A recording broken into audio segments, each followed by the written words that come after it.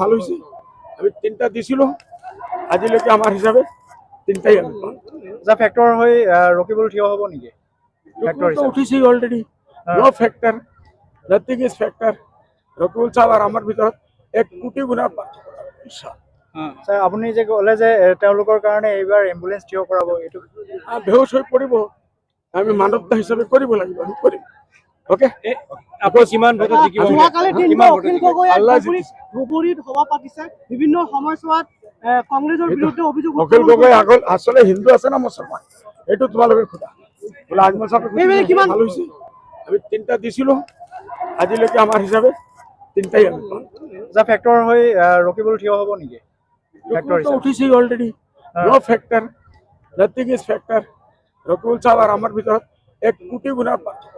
Sir আপুনি যে ক'লে যে তেওঁলোকৰ কাৰণে এইবাৰ এম্বুলেন্স থিয় কৰাব, এইটো বেহুশ হৈ পৰিব, আমি মানৱতা হিচাপে কৰিব লাগিব, আমি কৰিম। ওকে, আকৌ কিমান ভোটত জিকিব? যোৱাকালি দিনটো কিমান ভোটত অখিল জিকিব? গগৈয়ে আল্লাহ ধুবুৰীত সভা পাতিছে, বিভিন্ন সময়ছোৱাত কংগ্ৰেছৰ বিৰুদ্ধে অভিযোগ অখিল গগৈ আগল আসলে হিন্দু আছে না মুছলমান, এইটো তোমালোকে সোধা।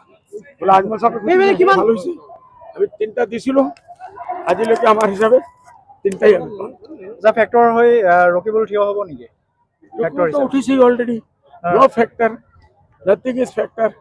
ৰকিবুল সাহেব আৰ আমাৰ ভিতৰত 1 কোটি গুণা পাৰ্থক্য। স্যাৰ আপুনি যে ক'লে যে তেওঁলোকৰ কাৰণে এইবাৰ এম্বুলেন্স থিয় কৰাব, এইটো বেহুশ হৈ পৰিব, আমি মানৱতা হিচাপে কৰিব লাগিব, আমি কৰিম।